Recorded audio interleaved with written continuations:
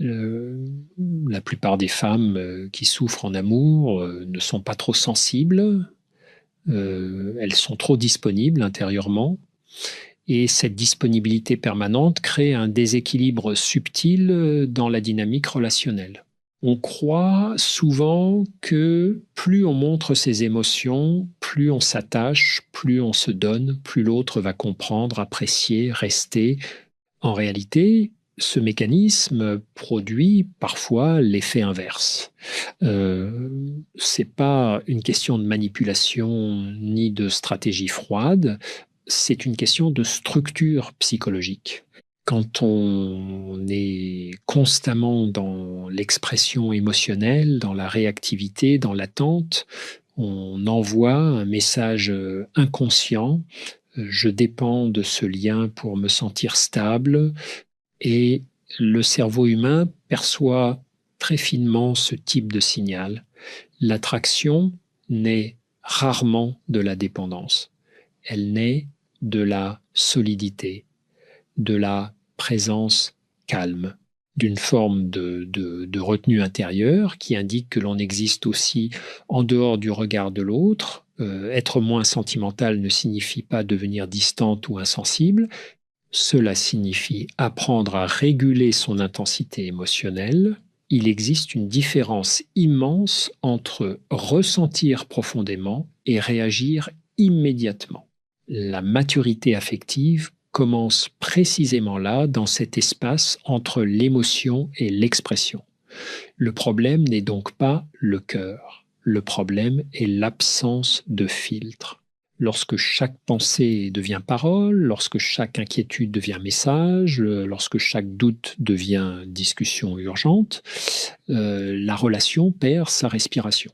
Et sans respiration, il n'y a plus de tension, plus de mystère, plus de polarité psychologique dans les relations, ce qui crée une forme d'obsession saine. Une attraction persistante n'est pas la générosité émotionnelle permanente, c'est la perception d'une autonomie. Le cerveau est naturellement attiré parce qu'il ne peut pas totalement prédire, parce qu'il existe avec stabilité, mais sans se livrer entièrement à chaque instant. Ce déclic dont on parle, cette bascule intérieure, commence par une compréhension simple. Vous n'êtes pas obligé d'exprimer tout ce que vous ressentez. Vous n'êtes pas obligé de rassurer constamment. Vous n'êtes pas obligé de combler chaque silence. Euh, la force émotionnelle, paradoxalement, se manifeste souvent dans la retenue. Et c'est là que tout change. Car lorsqu'une femme cesse de fonctionner en mode validation externe et commence à fonctionner en mode stabilité interne, la dynamique se transforme. L'autre ne ressent plus une pression. Il ressent un espace. Et dans cet espace, le désir circule différemment. Ce n'est pas une technique, c'est une restructuration mentale, une manière nouvelle d'habiter ses émotions sans en être prisonnière. Ce qui se passe en profondeur est beaucoup plus biologique qu'on ne l'imagine. Lorsqu'une personne devient excessivement expressive sur le plan émotionnel, son système nerveux envoie des signaux d'activation constante. Inquiétude, anticipation, besoin de réponse rapide, peur du silence. Cette hyperactivité émotionnelle stimule l'amygdale, la zone du cerveau liée à l'alerte et à la peur du rejet. Et quand cette zone est activée en continu, elle réduit l'accès aux fonctions plus réfléchies, plus stratégiques, plus calmes de la couronne préfrontale. Autrement dit, plus on réagit, moins on choisit, plus on parle sous l'effet de l'émotion, moins on construit sous l'effet de la conscience. La froideur dont il est question ici n'est pas une fermeture du cœur, c'est une désactivation progressive de cette hyper-réactivité. C'est apprendre à rester stable quand l'émotion monte, à ne pas transformer chaque sensation en action immédiate dans un couple, L'excès de sentimentalité crée souvent une asymétrie invisible. Une personne devient le centre émotionnel, l'autre devient le régulateur ou le spectateur.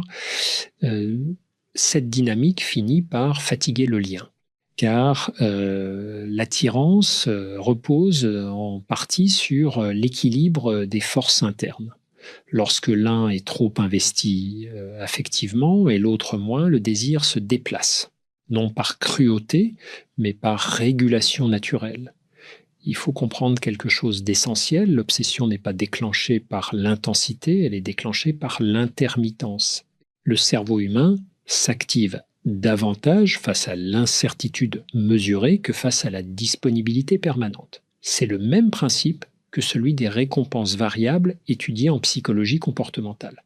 Ce qui est totalement acquis cesse progressivement de stimuler pour devenir plus froide. Signifie donc devenir plus prévisible émotionnellement pour soi-même et légèrement moins prévisible pour l'autre. Cela implique de ne plus chercher immédiatement à clarifier chaque malentendu, de ne plus surinterpréter chaque message, de ne plus combler chaque silence par peur qu'il signifie un désintérêt.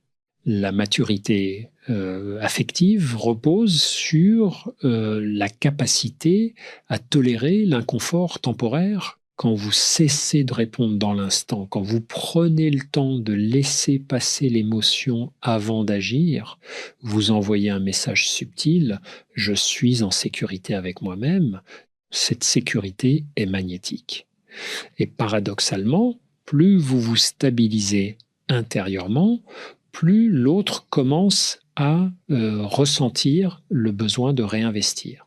Non parce que vous jouez un rôle, mais parce que la dynamique change. L'énergie émotionnelle cesse d'être un flux unilatéral, elle devient circulaire. La véritable transformation commence quand vous comprenez que votre valeur ne dépend pas de l'intensité de vos réactions. Elle dépend de votre capacité à rester centré même quand le lien vacille.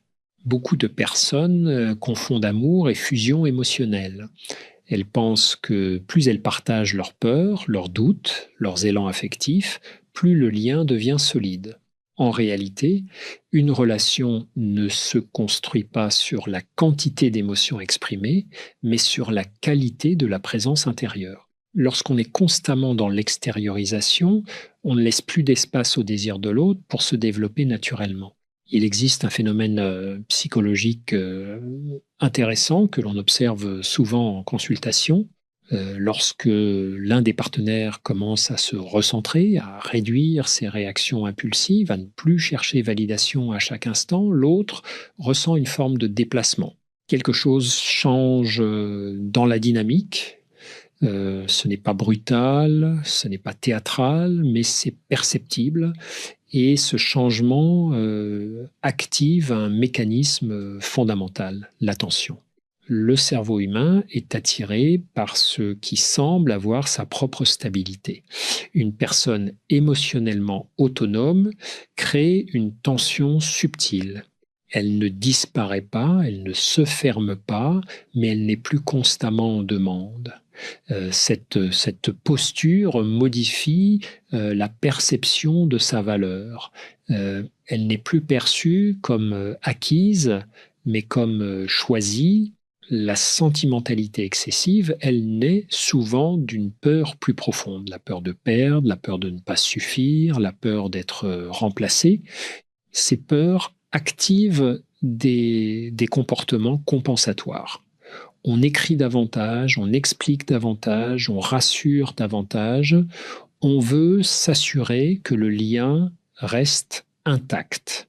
Pourtant, plus on cherche à sécuriser par l'intensité, plus on crée une dépendance émotionnelle visible, devenir plus froide. Dans le sens que nous explorons ici, consiste à interrompre ce cycle. Cela implique d'observer ses propres élans avant de les exprimer, de se demander est-ce que je parle par besoin ou par choix, Est-ce que je cherche à partager ou à combler une insécurité?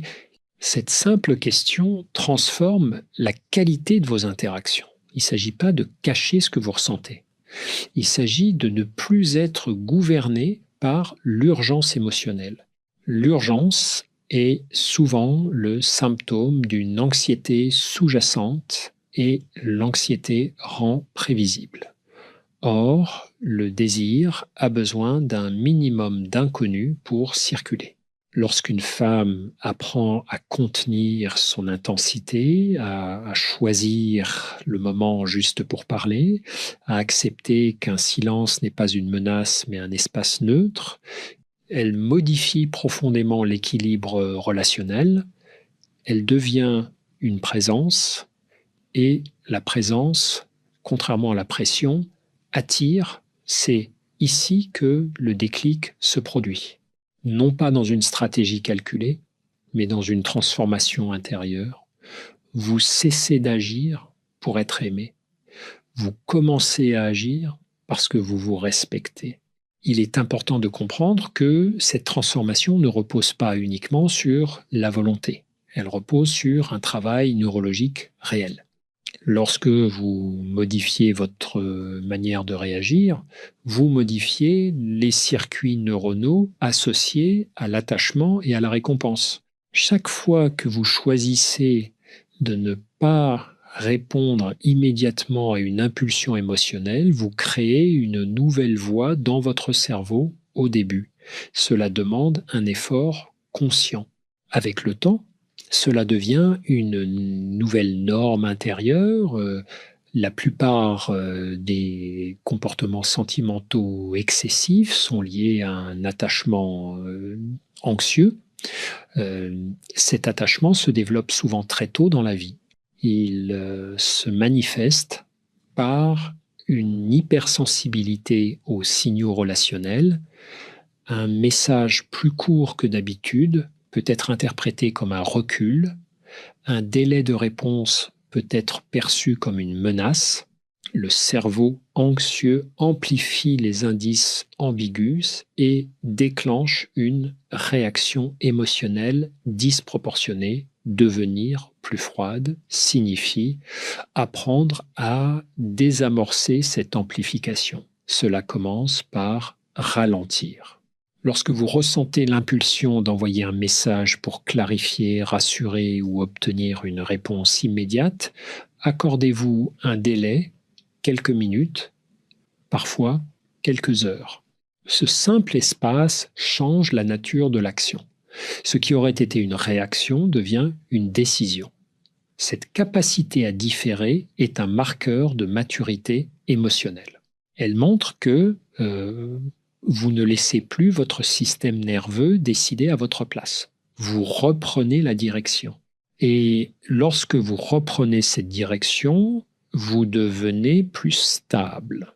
Cette stabilité est perceptible, même si elle n'est jamais explicitement formulée. Il faut également évoquer la question de la valeur perçue. Dans toute interaction humaine, la valeur est influencée par la rareté et par la cohérence. Une personne constamment disponible, émotionnellement, réduit involontairement cette perception de rareté. À l'inverse, une personne qui possède son propre rythme, ses propres priorités, ses propres limites, crée une impression de solidité. Elle ne se retire pas. Elle existe pleinement, mais sans dépendre du retour immédiat de l'autre. Cette posture change profondément la dynamique d'attraction. L'autre commence à investir davantage, non parce qu'il se sent manipulé, mais parce qu'il ressent qu'il n'a plus le contrôle total du flux émotionnel et l'équilibre se rétablit. Le lien devient plus respirable, plus vivant. Il est essentiel de rappeler que la froideur dont nous parlons n'est pas une indifférence. C'est une température émotionnelle régulée. C'est la capacité à ressentir sans se laisser envahir, à aimer sans se dissoudre, à s'attacher sans s'oublier. C'est précisément dans cet équilibre que naît une forme d'obsession saine, non pas une dépendance toxique, mais une attention accrue, un intérêt renouvelé, une curiosité persistante, car ce qui est centré attire, attrant ce qui est stable intrigue. À ce stade, une question essentielle apparaît. Comment opérer ce changement sans tomber dans le masque ou la rigidité artificielle? Beaucoup de personnes, en entendant qu'il faut devenir plus froide, interprètent cela comme une nécessité de se couper de leurs émotions. Elles adoptent une posture distante, presque mécanique.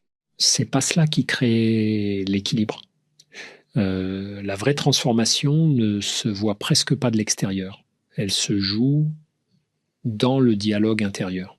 Le premier travail consiste à modifier la relation que vous entretenez avec vos propres émotions. Lorsque vous ressentez un élan intense, qu'il s'agisse de jalousie, d'inquiétude ou d'impatience, au lieu de chercher immédiatement à agir, commencez par nommer ce qui se passe. Dire intérieurement je ressens de l'insécurité ou je ressens de la peur active des zones du cerveau liées à la régulation. Ce simple acte de mise en mots réduit la charge émotionnelle. Il crée une distance saine entre vous et l'impulsion. Ensuite, interrogez l'origine. Cette réaction est-elle liée à la situation actuelle ou à une expérience passée qui se rejoue? Souvent, ce que l'on interprète comme un signal présent est en réalité une mémoire émotionnelle ancienne. En reconnaître cela change la perspective. Vous cessez de traiter chaque interaction comme une urgence. Vous commencez à la voir comme une opportunité d'apprentissage. Un autre aspect fondamental concerne l'identité. Si vous vous définissez comme quelqu'un de très sentimental, vous aurez tendance à confirmer cette image à travers vos comportements. Or, l'identité peut évoluer. Vous pouvez choisir de vous définir comme quelqu'un de stable, réfléchi, mesuré. Lorsque cette nouvelle image devient cohérente intérieurement, vos réactions changent naturellement. Vous n'avez plus besoin de vous forcer. Vous agissez en accord avec une version plus solide de vous-même. Il est également utile de réintroduire du centre dans votre vie. Une personne trop focalisée sur le lien amoureux finit par perdre ses autres sources d'énergie. Ses projets, ses amitiés, ses passions deviennent secondaires. Cette concentration excessive crée une dépendance invisible. En réinvestissant vos propres espaces, vous diminuez la pression exercée sur la relation. Vous redevenez un individu complet, non une extension du couple. Cette complétude est profondément attractive. Elle transmet le message que vous choisissez d'être avec l'autre, mais que vous n'en avez pas besoin pour exister. Cette nuance est cruciale. Le besoin crée la tension anxieuse. Le choix crée la tension désirante. Au fil du temps, cette posture modifie le regard que l'autre porte sur vous. Il perçoit une profondeur nouvelle, une densité intérieure. Ce n'est plus la femme qui cherche à maintenir le lien à tout prix. C'est la femme qui incarne le lien tout en restant souveraine. C'est là que l'attention se transforme en fascination. Non parce que vous avez calculé un effet, mais parce que vous avez changé de centre de gravité, il est possible de conclure ici, car le cœur du message est déjà posé. Mais pour que cette transformation s'inscrive réellement dans le quotidien, il faut aller encore un peu plus loin, devenir plus froide au sens mature du terme, implique une discipline émotionnelle douce mais constante. Ce n'est pas un changement spectaculaire, c'est une répétition quotidienne de petits ajustements. La première discipline consiste à tolérer le silence sans l'interpréter. Le silence n'est pas un rejet. Il est souvent simplement neutre. Pourtant, pour une personne très sentimentale, le silence active l'imaginaire. On commence à construire des scénarios, à anticiper des pertes, à chercher des signes. Apprendre à laisser le silence exister sans le remplir immédiatement est un exercice puissant. Cela entraîne le cerveau à sortir du mode menace. La deuxième discipline concerne la cohérence. Si vous décidez de ne plus réagir impulsivement, vous devez maintenir cette décision dans le temps. Une posture stable crée une nouvelle dynamique relationnelle. Si vous alternez entre retenue et débordement, vous entretenez la confusion, la cohérence rassure votre système nerveux et clarifie la perception de l'autre. Il est également essentiel d'accepter que cette évolution puisse provoquer un ajustement dans la relation. Lorsque vous changez, l'autre doit s'adapter et parfois cette adaptation renforce le lien. Parfois, elle révèle un déséquilibre plus profond, mais dans les deux cas, vous avancez vers une position plus saine. Car rester sentimental par peur de perdre n'est jamais une solution durable. Ce déclic dont nous parlions au début n'est pas une technique pour provoquer l'obsession, c'est une métamorphose intérieure. Lorsque vous cessez de fonctionner à partir de l'urgence émotionnelle, vous dégagez une impression de maîtrise. Cette maîtrise ne se manifeste pas par des mots, elle se ressent. Et ce qui se ressent influence beaucoup plus que ce qui s'explique avec le temps. Vous remarquerez un changement subtil. Vous serez moins fatigué mentalement, moins préoccupé par les variations de l'autre, plus ancré dans vos propres rythmes. Cette stabilité attire naturellement l'attention. Elle crée une forme de tension douce, une curiosité persistante. L'autre commence à se demander ce qui a changé et ce questionnement nourrit l'intérêt. Et si vous choisissez de conclure ici, et retenez ceci, être moins sentimental ne signifie pas aimer moins. Cela signifie aimer avec plus de structure, plus de conscience, plus de dignité. La froideur mature est une température équilibrée. Elle protège votre valeur tout en laissant circuler l'affection. Nous pouvons arrêter à ce point car l'essentiel a été dit.